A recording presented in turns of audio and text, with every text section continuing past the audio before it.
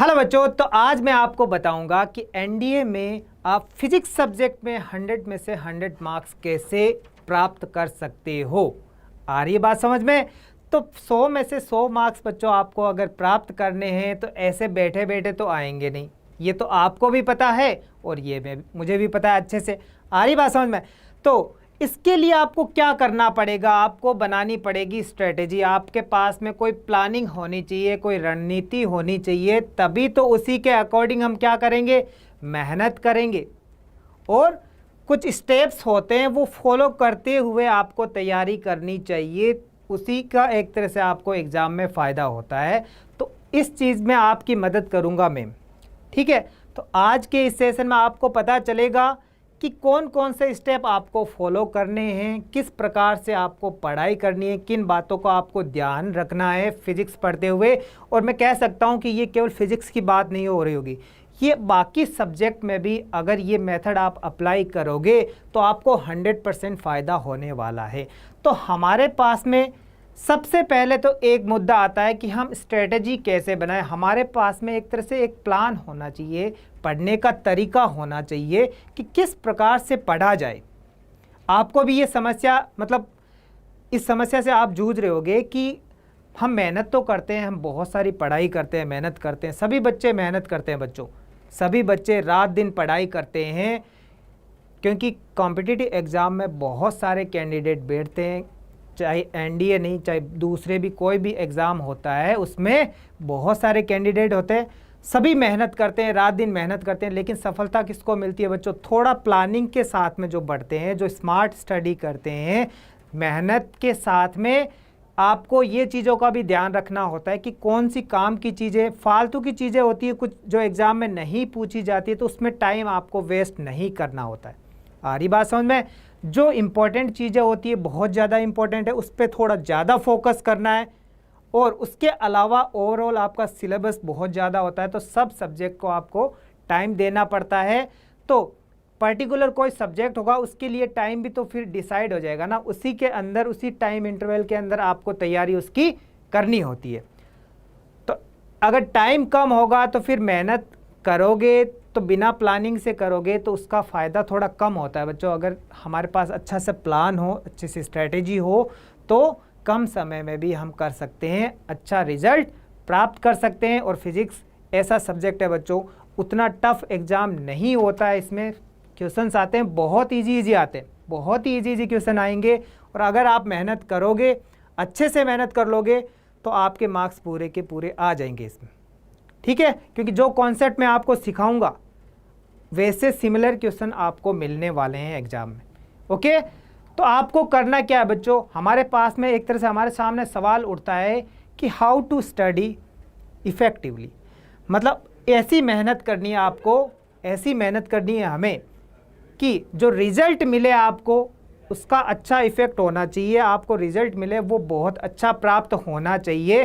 तो पढ़ाई करनी पड़ेगी अच्छी प्लानिंग के साथ में। तो आपको सिर्फ और सिर्फ 5 स्टेप फॉलो करने। कितने? 5 स्टेप फॉलो करने हैं बच्चों, जो मैं आज आपको बताने वाला हूं। अगर ये स्टेप्स अच्छे से, ये पॉइंट अच्छे से आपने फॉलो कर लिए तो आपकी तैयारी में गारंटी के साथ मैं कह सकता हूं आपकी बहुत ज़्यादा अच्छी तैयारी हो जाएगी, ओके। तो वो कौन से 5 स्टेप आपको बच्चों फॉलो करने हैं? वो है ये, क्या लिखा हुआ है? Attend all the classes, practice questions, उसके बाद में short notes, PYQ and revision. ये 5 ऐसे स्टेप है बच्चों, ये फिजिक्स में किसी भी सब्जेक्ट में अगर आप अपनाओगे ना तो आपको रिजल्ट 100% अच्छा मिलेगा, ये गारंटी के साथ में मैं आपको कह सकता हूँ, ओके। लेकिन इसकी इंपॉर्टेंस क्या क्या है, मैं ये 5 पॉइंट आपके सामने क्यों लेके आया हूँ, इनको 1 बाय 1 थोड़ा सा डिटेल में समझना जरूरी है ताकि इसकी इंपॉर्टेंस आप समझो। केवल ऐसा लिखा हुआ होगा तो इसकी इंपॉर्टेंस आप नहीं समझने वाले, या सिर्फ आज समझ लोगे, कल उसकी इंपॉर्टेंस भूल जाओगे, ठीक है। तो थोड़ा सा 1 बाय 1 इसको देखते हैं और मैं आपको बताता हूं कि ये स्टेप फॉलो करोगे तो इसकी इंपॉर्टेंस क्या है, ये किस प्रकार से आपको फ़ायदा करने वाले, ठीक है। तो सबसे पहले बच्चों आपका कौन सा पॉइंट है? Attend all the classes. क्यों बता रहा हूँ कि आप सभी क्लासेज होती है वो अटेंड करो, 1 बाय 1 सभी क्लासेज अटेंड करो। क्या कह रहा हूँ बच्चों, जितने भी क्लासेज जो है आपको अटेंड करनी जरूरी है, अटेंड करनी जरूरी है, ठीक है। ये क्लास अगर मिस हो जाती है, आपने अगर ये क्लास मिस कर दी, ये क्लास अगर आपकी मिस हो जाती है तो उसको छोड़ना नहीं है। जैसे ही आपको टाइम मिले, जैसे आपको संडे को टाइम मिल जाता है, संडे को टाइम मिल जाता है तो जल्दी से जल्दी उस बैकलॉग को कवर करना है। ऐसे काम नहीं चलेगा कि आप 2 दिन आके पढ़े, तीसरे दिन आप गायब हो गए, चौथे दिन वापस आके 1 दिन क्लास देख ली, फिर वापस 2 दिन के लिए गायब हो गए। इस प्रकार से अगर आप पढ़ाई कर रहे हो तो आप खुद का टाइम वेस्ट कर रहे हो।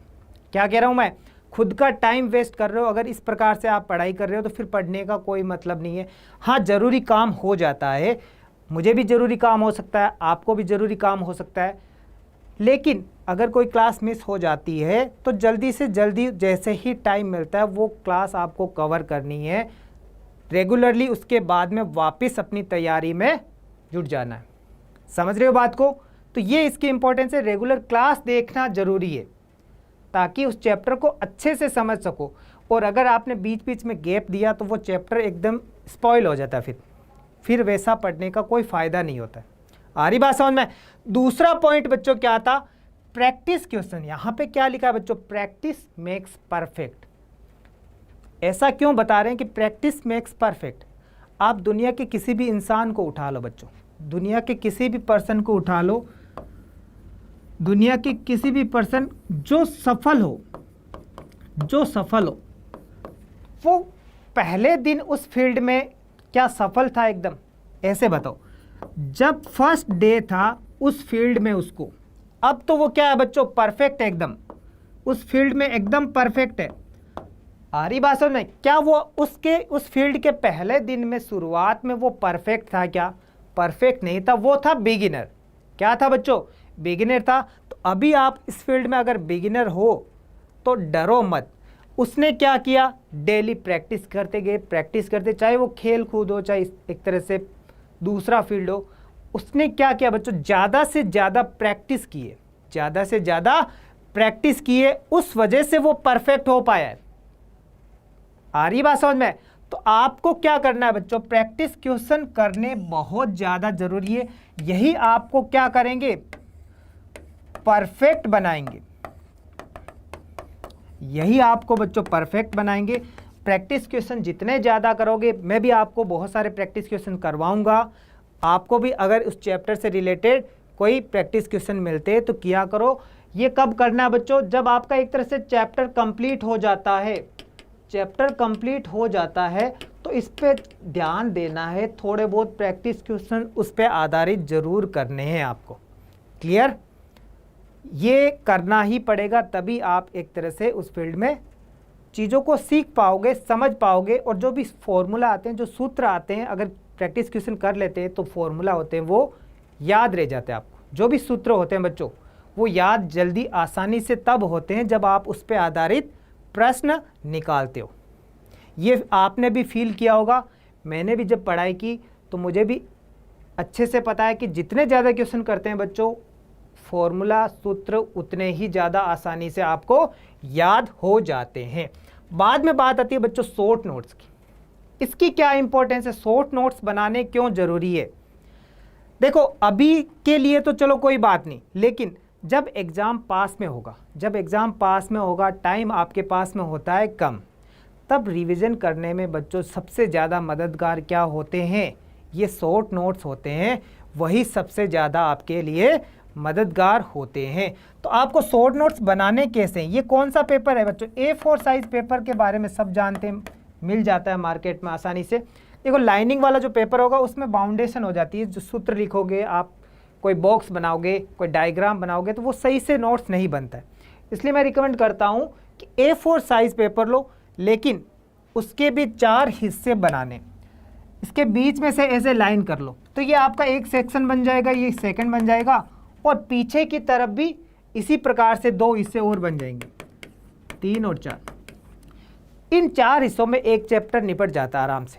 4 हिस्सों में जितने भी एक चैप्टर में आपके सूत्र हो गए, सूत्र और इम्पोर्टेंट पॉइंट ही लिखने हैं, पूरा चैप्टर इसमें नहीं लिखना है।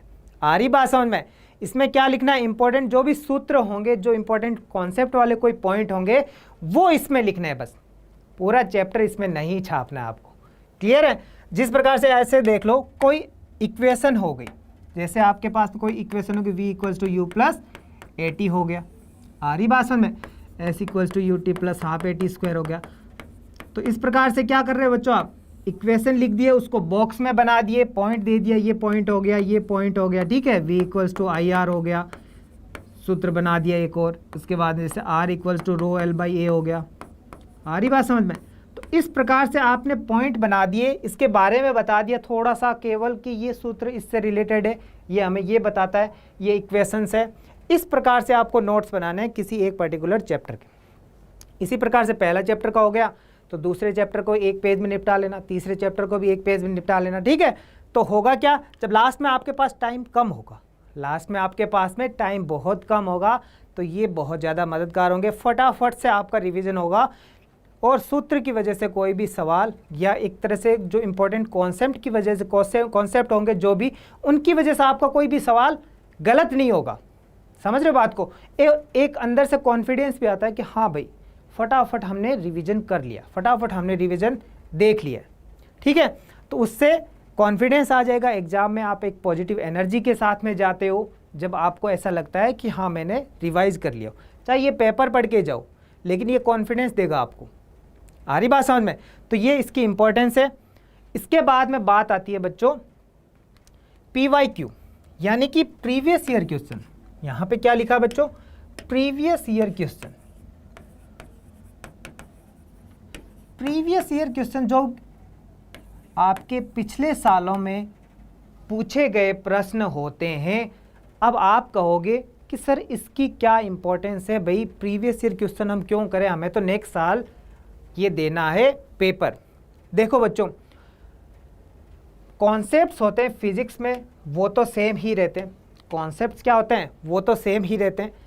किसी एग्जामिनर ने ऐसे मान लो कि 2022 में पेपर बनाया, किसी एग्जामिनर ने बनाया 2022 में पेपर बनाया, 2021 में बनाया, वो किसी और ने बनाया होगा, तो भाई वो एकदम बकवास क्वेश्चन तो नहीं बनाएगा, बकवास क्वेश्चन तो बेकार क्वेश्चन तो नहीं बनाएगा ना। वो क्या करेगा, जो भी जिसने भी पेपर बनाए वो अच्छे कॉन्सेप्ट पे आधारित होते हैं। किस पे आधारित होते हैं बच्चों, अच्छे कॉन्सेप्ट्स पे आधारित प्रश्न होते हैं। जो भी पेपर बने हैं वो अच्छे कॉन्सेप्ट पे आधारित प्रश्न होते हैं। और जो आपका एग्ज़ाम होगा, जो आपका एग्ज़ाम होगा किसी ईयर में, चाहे इसके आगे या उसके बाद में, या जितने मतलब जिस भी ईयर में आप एग्ज़ाम देते हो, आपका एग्ज़ाम होगा तो वो भी कोई ना कोई एग्ज़ामिनर ही बनाएगा, वो भी कोई ना कोई एग्ज़ामिनर बनाएगा। वो सारे पेपर्स पिछले 5 साल 7 साल के पेपर लेके बैठेगा तो नहीं कि ये तो पूछ लिया ये मैं नहीं पूछूंगा, ये तो पूछ लिया ये तो मैं नहीं पूछूंगा। ऐसा कोई नहीं देखता बच्चों। एक तरह से बहुत सारे पेपर है, 10 साल के पेपर कौन चेक करेगा, लेकिन एक तरह से वो वापस ढूंढेंगे अच्छे कॉन्सेप्ट। वो भी क्या ढूंढेंगे बच्चों, अच्छे कॉन्सेप्ट्स ढूंढते हैं, अच्छे कॉन्सेप्ट ढूंढेंगे कि कौन से अच्छे कॉन्सेप्ट पे बेस्ड क्वेश्चंस होते हैं। वो कभी कभार वो क्या हो जाते हैं, मैच हो जाते हैं। तो मतलब पहले भी वो प्रश्न वैसा ही आए, न्यूमेरिकल वैल्यू चाहे चेंज हो जाए, भाई आपको सूत्र पता है, आपको कॉन्सेप्ट पता है, तो न्यूमेरिकल वैल्यू थोड़ी बहुत चेंज हो जाए तो क्या घबराना, क्या डर है भाई। आपने प्रैक्टिस कर रखी है, सिमिलर क्वेश्चन कर रखा है, तो वैसा क्वेश्चन अगर आ जाए तो हम हैंडल कर लेंगे, इजीली सॉल्व कर लेंगे, सही आंसर करेंगे, ठीक है। तो ये इंपॉर्टेंस होती है। प्रीवियस ईयर क्वेश्चंस आपको कॉन्फिडेंस देगा, क्योंकि क्वेश्चन सिमिलर भी आ जाते हैं, या उस कॉन्सेप्ट पे बेस्ड थोड़ा सा बदल के क्वेश्चन आ जाएगा, तो भी आप हैंडल कर लोगे। PYQ करने बहुत ज़रूरी है, कम से कम 5 7 या 8 साल पीछे के जितने भी ईयर के पेपर्स हैं वो हमें करने हैं। Clear, very good. अब लास्ट में बात आती है बच्चों रिवीजन। ऐसे नहीं कि भाई आप शुरू से ही लग गए। मान लो बच्चों जैसे आपके 2 या 3 चैप्टर कंप्लीट हो गए, 2 या 3 चैप्टर आपके कंप्लीट हो चुके हैं, उसके बाद में आप क्या करोगे, पहले जो फर्स्ट चैप्टर किया था उसका एक बार जल्दी से रिवीजन जरूर कर लेना। कारण क्या है, जैसे आपने 14 या 15 चैप्टर है तो आपने 14 चैप्टर कंप्लीट कर लिए और पहले चैप्टर को एक बार भी नहीं देखा, पहले चैप्टर को आपने एक बार भी बीच में चेक ही नहीं किया, उसका क्या होगा, उससे दिक्कत क्या होगी, ये एकदम आपको ऐसा लगेगा 14 चैप्टर के बाद में अगर वापस इसको देखोगे तो लगेगा एकदम नया, एकदम नया। भाई वो चैप्टर आपको कहेगा, पहला चैप्टर आपको कहेगा भाई आप कौन हो, आप कौन हो, वापस क्यों आए हो, आप तो भूल गए मुझे। आ रही बात समझ में? तो बुलाना नहीं है उसको, बीच में ऐसे मान लो 2 या 3 चैप्टर हो जाए तो पीछे के चैप्टर को एक बार थोड़ा सा टाइम जरूर दे देना, ठीक है। उससे वो उन चीज़ों से आप कनेक्ट रहोगे, उन चीज़ों से कनेक्ट रहोगे तो इस प्रकार से बच्चों पढ़ाई करना, आपकी तैयारी बहुत अच्छी होगी और फिजिक्स में आप 100 में से 100 मार्क्स हासिल करके रहोगे, ठीक है। इन कॉन्सेप्ट्स को, इन पॉइंट्स को ध्यान रखना, मेहनत करते रहो, मन लगा के पढ़ते रहो, ठीक है। डाउटनर टीम आपके हमेशा साथ में है, इसी तरह से आपका साथ देती रहेगी। आपका दिन शुभ रहे बच्चों। Okay, thank you.